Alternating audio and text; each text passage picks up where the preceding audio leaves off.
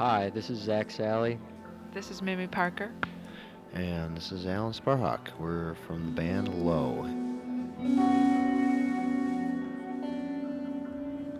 The music world can be a really disgusting place, and it's predicated on a lot of things that I just have no interest in. You know, the notion of like being cool or being a really messed up drug addict. I mean, you know what I mean? These sort of facile trappings of the music industry that are sold to people. Sometimes I don't like being a member of that club. To be successful, to be able to play music for people and, to have people want to hear us. I think those are kind of common goals. Usually it's two camps. You're either doing exactly what you want and you're not making any money, or you're doing what some record company tells you to do and you're making money. We're somewhere in the middle. We do exactly what we want, and yet we're successful, or there's enough of an audience that supports us that we're able to pay for it. Hope you have a good evening. Here we go.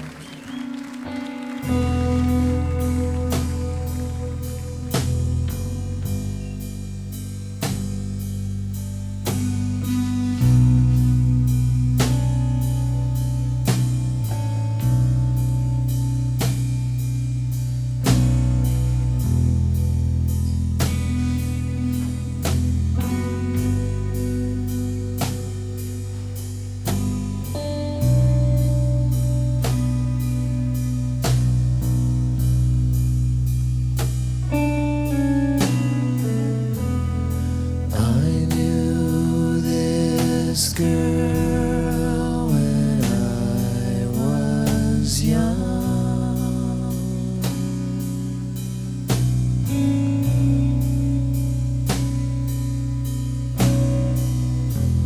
she took her spikes from everyone.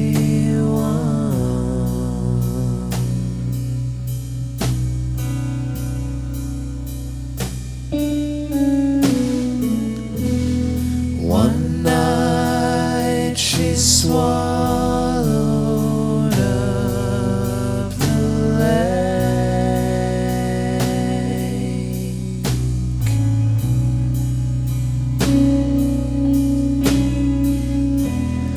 That's how you sing Amazing Grace.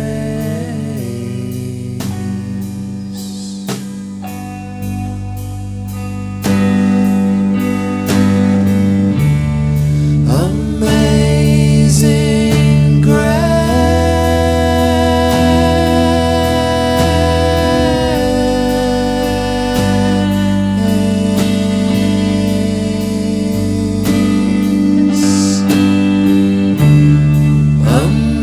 Amazing Grace.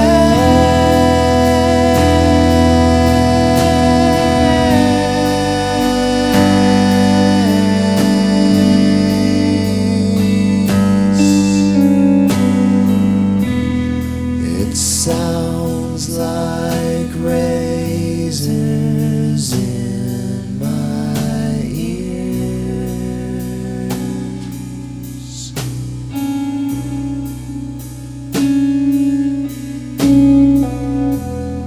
That bell's been ringing now for years.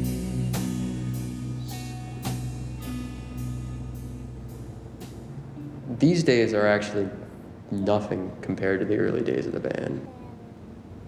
I just remember playing these songs unbelievably slow, and it was so tense constantly. It was just, I can't imagine that people had fun watching it.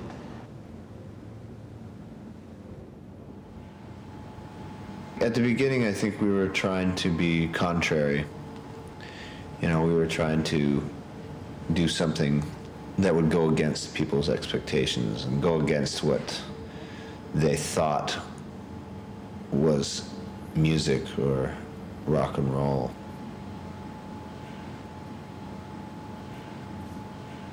We were certain that everybody would just hate us.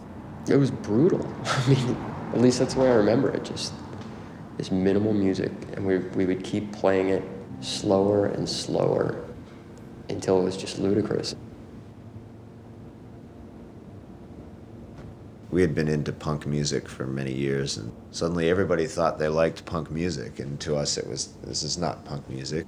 I mean, this is good music, but the people who are listening to it don't understand what it's like to really have something disturb you and go counter to your expectations, you know. So we thought, well, let's make this music and let's play this in front of these kids, and we'll show them what real, you know, avant-garde is. We were making the new punk rock. We were interested in slower, quieter, kind of more subtle music, but I also I was very excited by the idea of it being disturbing to people.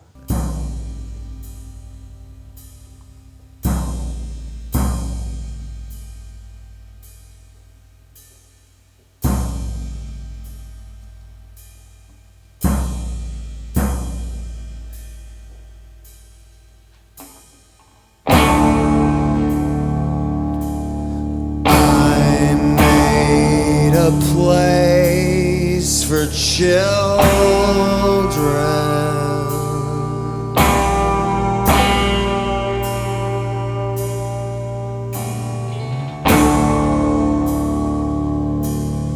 They wanted all the answers.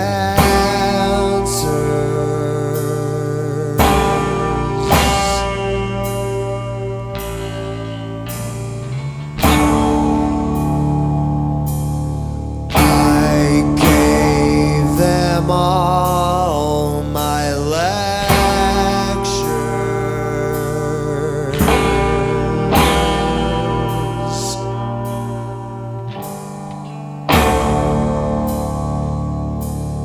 'and now they're perfect dancers.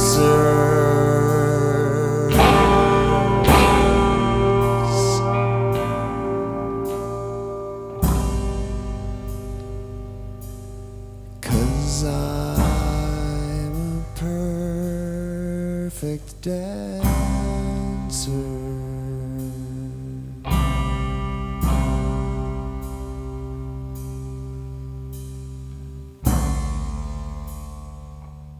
One of the lines of demarcation I make in this life is things that are good for the world at large and things that just add to the pile of crap in the world. And I feel like Low is definitely on the better side of that. You know, we're going out, we're working hard, we're playing these songs, you know, in a very sort of naked setting that are about things that are important to everyone, you know. The things that one deals with, the big questions, I guess, is what I always call them. You know, like who am I? Where did I come from? Where am I going? Why are we here? Is it worth it? Kind of thing. You know, and I mean, those are questions that I think, you know, everyone ponders that. Everyone faces that. Alan and I are spiritual, you know, religious is kind of gets a bad term, but we consider ourselves spiritual people, and it's like anything in your life that's important that you take time to do and to, you know, research and just, you know, it's become a way that we live. Our beliefs are an influence. I mean, our religion, I think, mostly just influences the understanding of that situation, you know, understanding that there are these questions, and I personally believe that the answers are out there, and I've seen and come to understand some of those answers, and there's still many, many more to learn.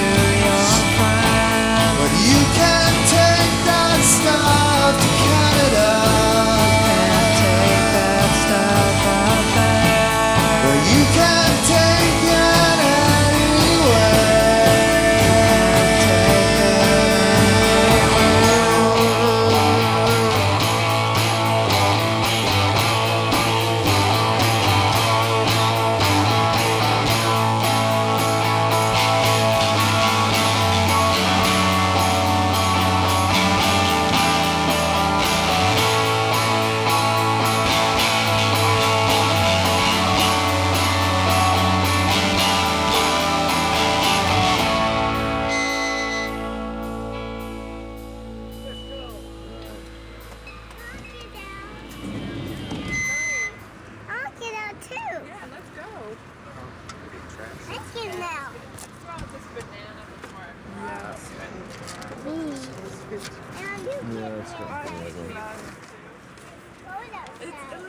We started the band in 1993, and right away we started touring.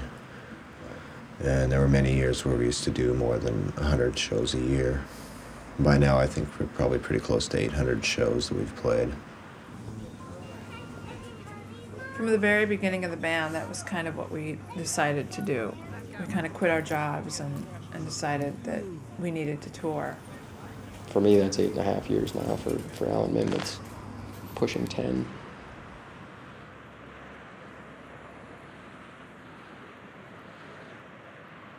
There's something satisfying and simple about getting up every morning and saying, well, okay, what do I have to do today? Well, I have to get into a van, drive, get to a show, carry equipment in, do a sound check, and play a show.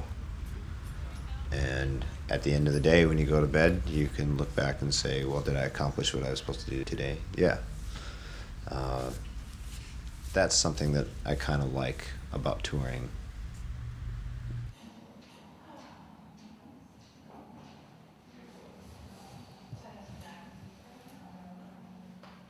When we first are setting up a tour and we haven't been out for a while, I'm excited. I'm excited about going out and playing.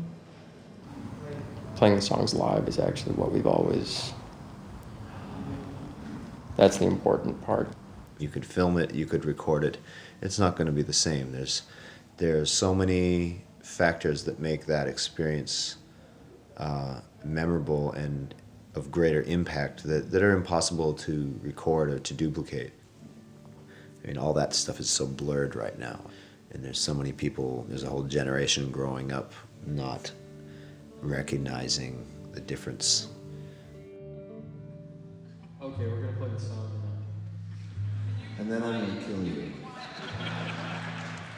I won't kill you. I'll hurt you. No matter how advanced the technology is, and no matter how much time in the day you can sit in front of a computer with the internet and connecting to this and that and downloading this and that, I think people will realize that there's just no way to duplicate the experience of actually going out and being with other people and seeing and witnessing something being done right in front of your eyes.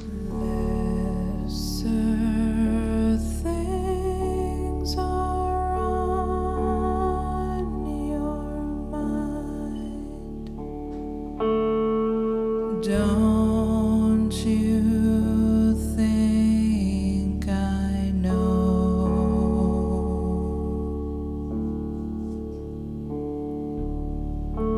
Will this poison scar my eyes? Mother, close the door. I need your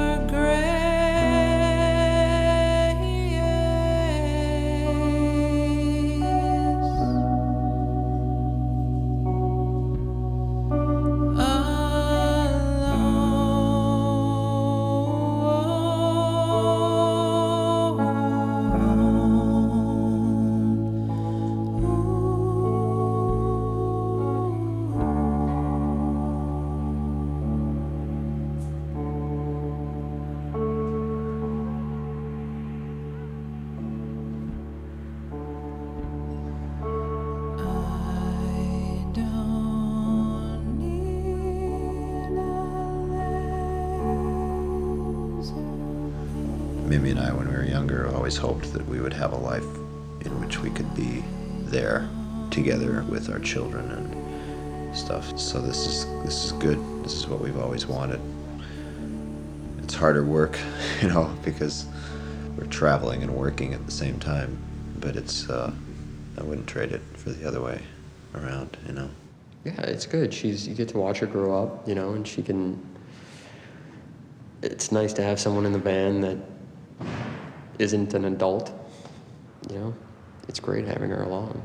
She's a nice little girl. It's fun. It does kind of take you out of your own head. You know, you have to worry about her, and you can't really sit and, you know, bemoan your own worries. So that's probably good. Caught in a trap.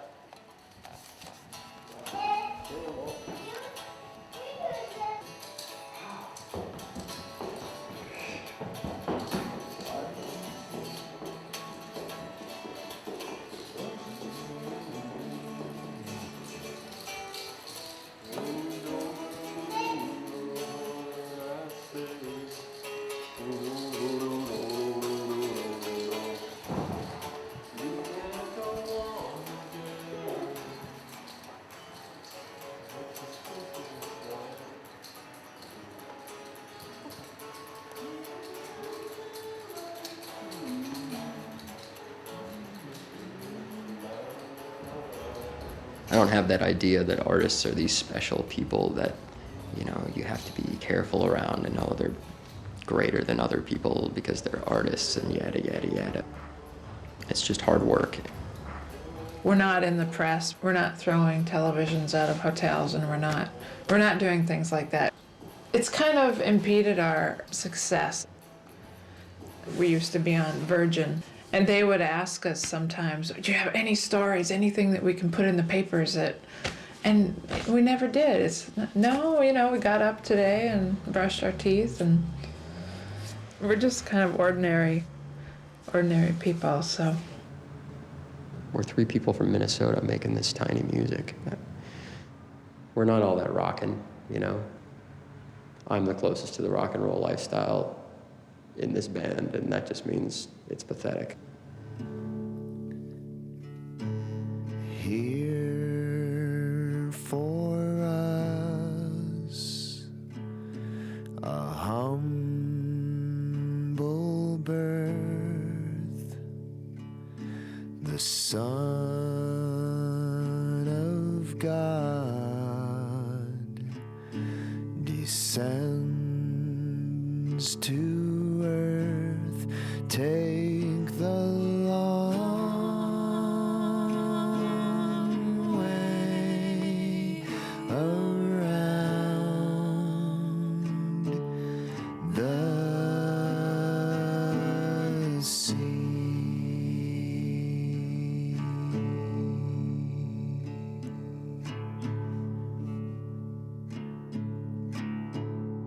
We've gone to radio stations before and been interviewed by people who didn't know who we were, you know, and that's frustrating. You just kind of think, well, why are we here? This person doesn't even know who we are, and they ask, you know, stupid, in general, questions, you know, that don't really mean anything, and so that's frustrating. But the good experiences are the ones where the person, they obviously really are interested in the band, and they want to know more, and they try to make it a fun experience and something that is interesting to listen to. The sea.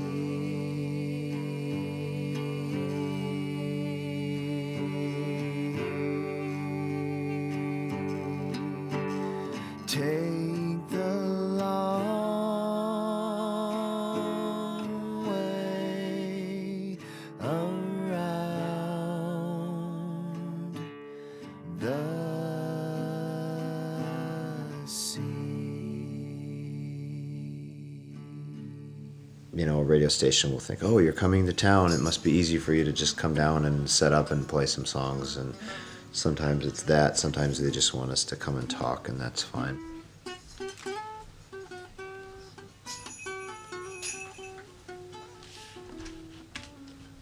Sometimes it's a great honor. You know, we've been on John Peel's show, the BBC, a few times, and that's always a great honor.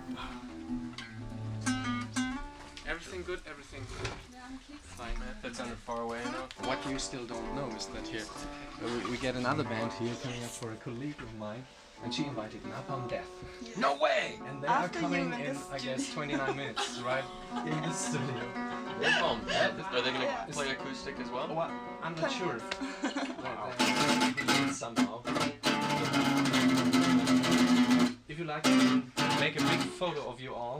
need snap on that. That'd be great. Everything is okay? Let's do it. Let's do it. We don't want to step on Napalm Death. Napalm Death. Do you know this band? No. I know of them. I don't know them personally, but I know of them. Just met them today. Yeah. Do you know the name? I know the name. I know the name. Do you know the music? Not really. It's all truth. Yeah.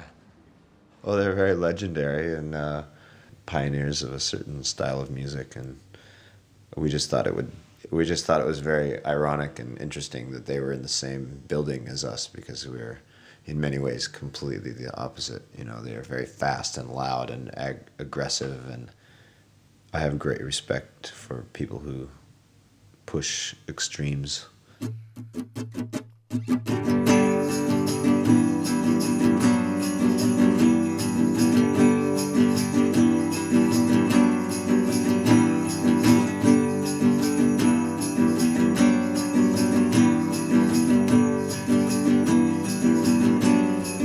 When we were young,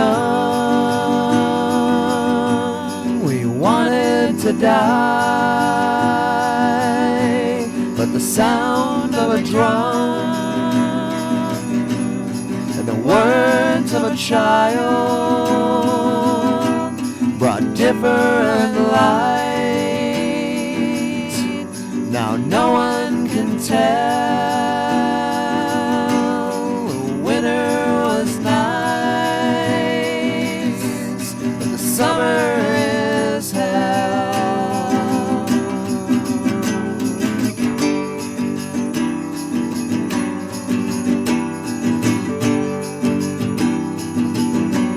The ground was so hard, the nights were so long, but we suffered the dark, and we wrote all those songs. Still I was a fool, I covered my ears. No, I would not face the last snowstorm of the year.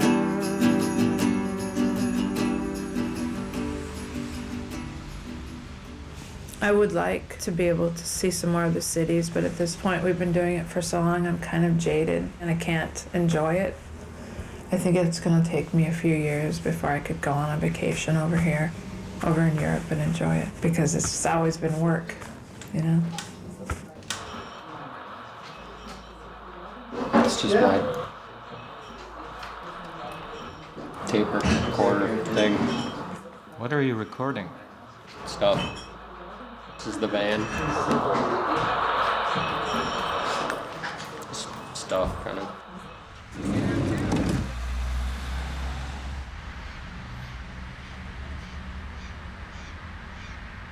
It's frustrating sometimes because you know that Europe and all these interesting places are going by you and you're stuck in this little metal box. Especially in that tour in Europe, we were in the van like every day for at least 6 hours, sometimes 10. That's always the joke when we go home. People, oh, how was Europe? Did you see anything interesting? And it's always about, well, we saw a lot of the inside of our van. I remember the show in Berlin I felt really, really good about. And there was a couple other ones. And then there was a couple that sort of just crushed us. Tell me, is the time that slow? Only when I feel that the Germans are pretty reserved in their reactions. They're not going to give out too much, you know.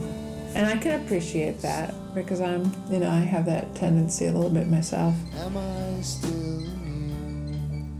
Ooh,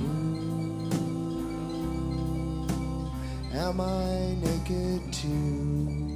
Ooh.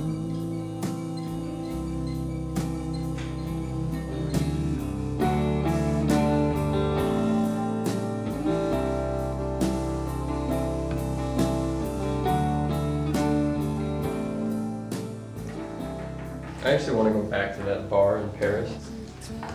Anthony brought us there, and it was packed. the smokiest place I've ever been. I went in for about It 20 was seconds. amazing. Like, I'm going. I mean, I'm going outside. I could not believe it, and I That smoked. was- And I smoked quite a bit actually, and I just could not believe people could exist in these conditions. There was a birthday party going on or something, so there was all these people, and It was just a tiny little it was amazing.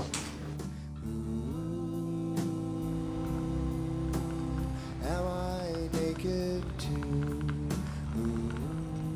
I really hate carrying our luggage in and out of hotels. Every other time it's either the hotel, like the elevator is broken, or every 10 feet they've got another fire door in the hall you gotta go through, and you've got a ton of stuff and you're trying to drive. I mean, it seems like a small thing, but it just, every day, in and out, in and out, in and out, in and out, just, I don't know, for some reason it drives me crazy.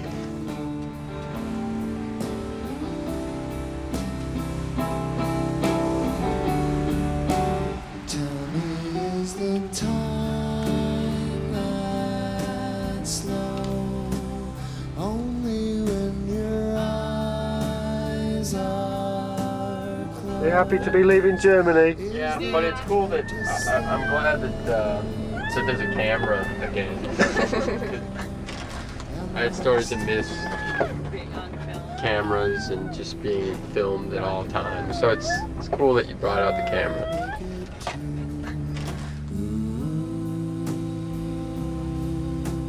Ooh, am I naked too? Ooh, feels like being used.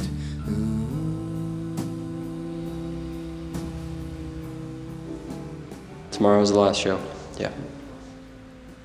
The UK has been pretty good. There's been a lot of good shows. There's a lot of people coming to them. We played a lot of nice places. Still one thing I wish I actually could have watched. You know.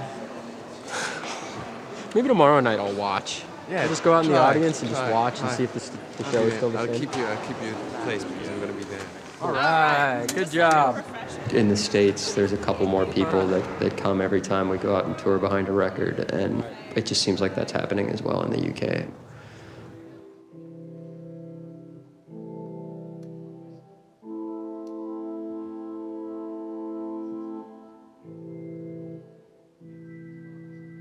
We've played here a couple of times before, so, and we're playing more and more churches.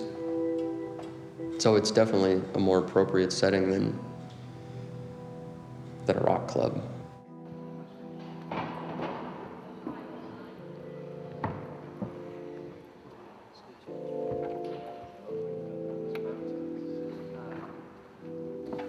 If I were someone to come to go see Low, I think that would be an ideal place to see it. Churches, for some reason, kind of are good for that and built. They're built for that kind of event, you know. You feel like you're kind of among the people that are listening instead of, you know, here's the band and here's all the people.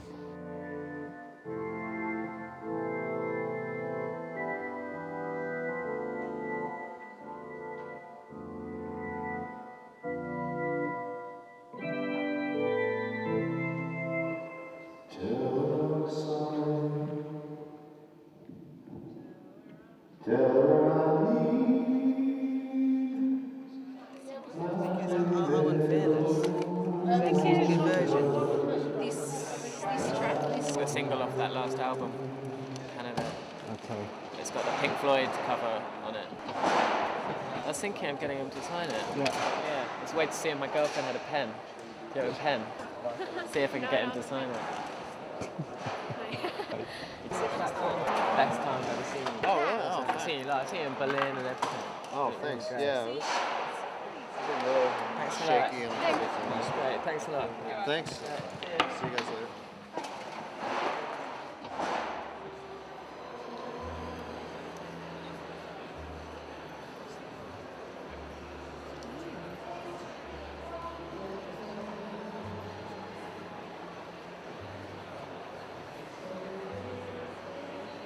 Sometimes these London shows I get a bit nervous as they're really big. You know, there were a lot of people there last night. Yeah, this place sold out and it's about 1,000 people. Yeah, it's a lot. It's astounding. Arguing. And then Canada? The set list? Yeah, we do it every day. That's our job, to go out and to prepare this every night. Otherwise, it would just be too routine and nonchalant, you know, and just too casual. I think we need to sit down and plan, make a plan. And so that, yeah, that's important. I can think of maybe 1 or 2 nights where we didn't have time to do a set list, that we found one and we just grabbed it. Lordy and not drugs? Huh? Oh, wait, after drugs. Lordy, somebody.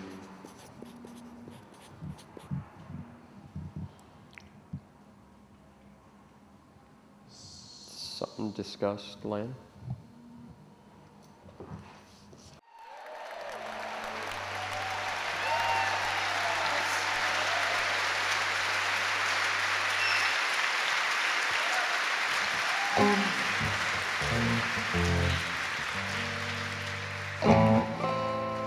This is for Hollis.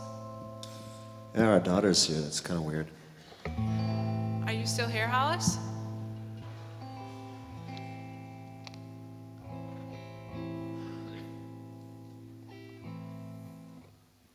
She's only been to 1 other show.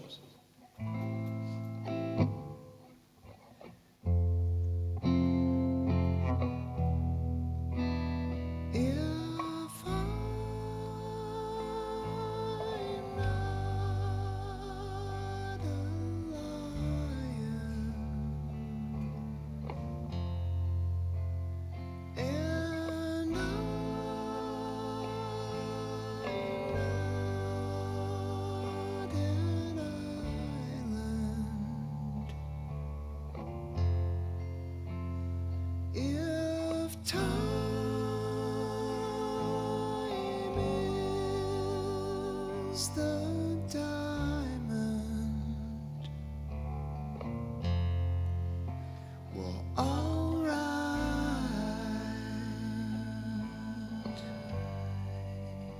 Well, alright.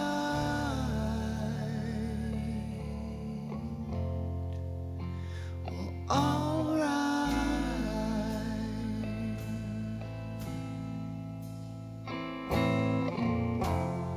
Got a weak pair of lungs.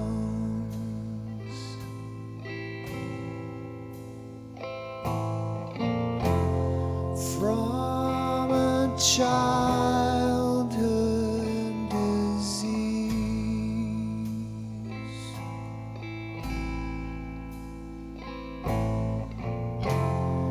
Will it ever come clean?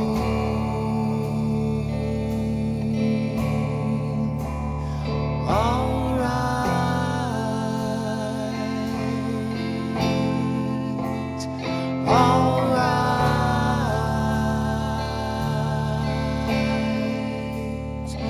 alright,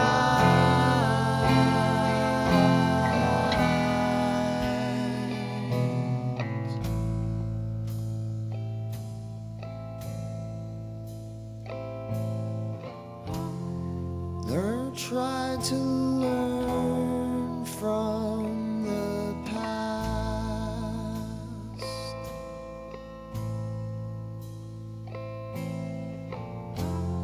Keep my fist in my mouth. Are you going to the Peace March tomorrow? Why not?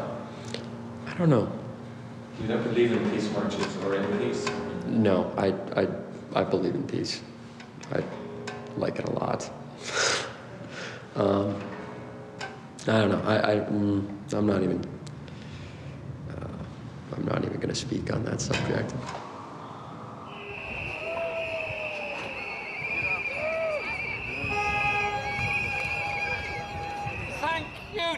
every single person that's here today in the biggest ever political demonstration in the history of this country.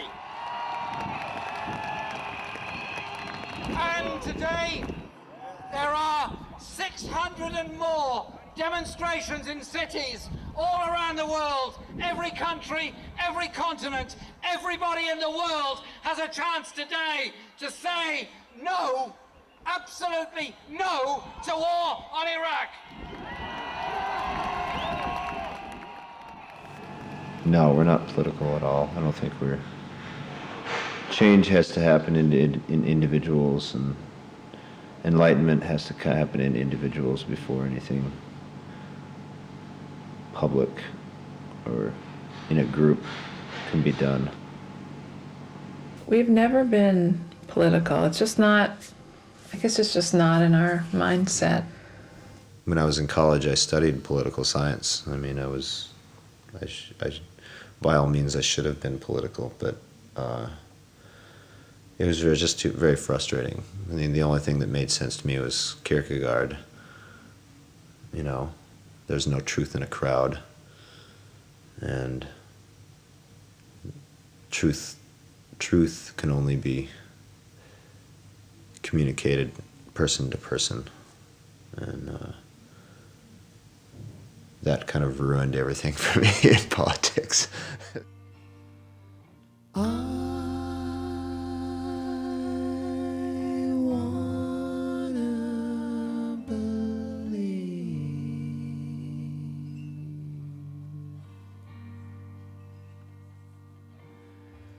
Yes, I wanna believe. Just keep counting the stars, like someday you'll find out just how many there are. Then we all can go home, 'cause there's nothing as sad as a man on his back counting stars.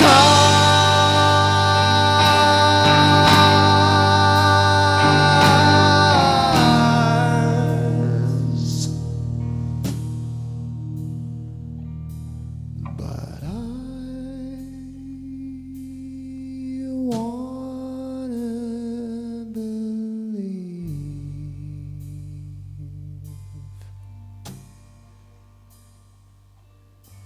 Yes, I wanna believe.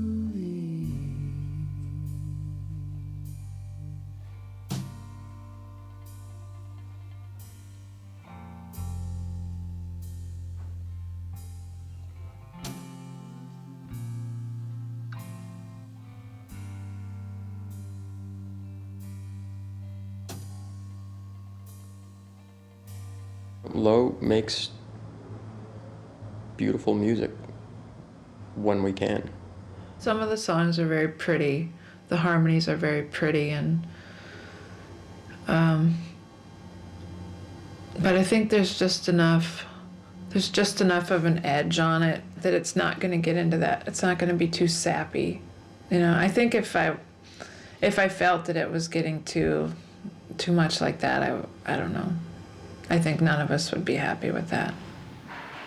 And there's a beauty in ugliness and violence and pain and darkness sometimes as well. And I think they speak more powerfully when there's a mixture of them and kind of an evidence that they both exist.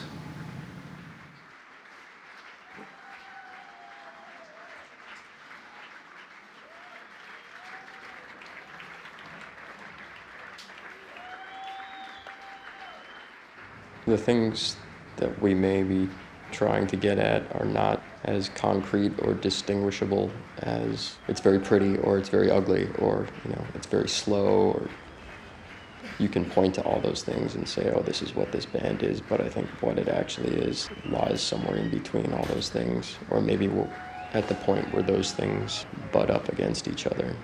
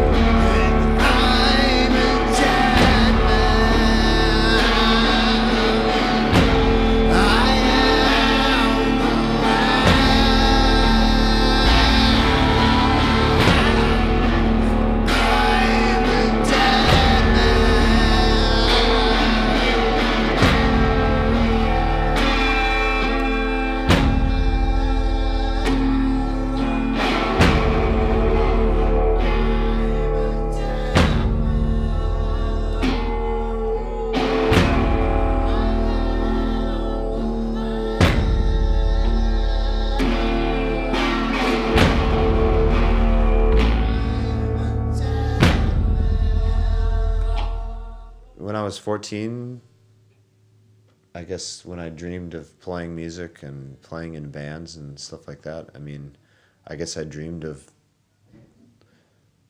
oh, it'd be great to play guitar in front of a lot of people or something like that, which I've done. So I guess, you know, all the dreams that I had when I was a teenager have already come true. And I think as I become a parent, you know, one of the questions is, well, are you able to live off of what you do? You know, then that's maybe a measure of success slightly. You know, you could say, well, money's not important, and, you know, success is not measured by how many people come to see you and how many people, but in a certain way it is, you know. We try to maintain a pretty large degree of independence, and I think we've done that, and I do think that is incredibly important. We decided to quit our jobs and we decided to go on tour. We had somebody independent from a record label book our tours, and, you know, it's just how much responsibility do you want to take on yourselves? Being able to play music and being truthful in the playing of that music, if you're able to do that, that's success right there. Going back to the early days, success back then was playing for a room of 40 people who had never heard of you before. And you're playing this very personal and at times very difficult music. If by the end of the night you can have felt like there was a shared impact there, that's success. You know? I mean, that's an incredible success.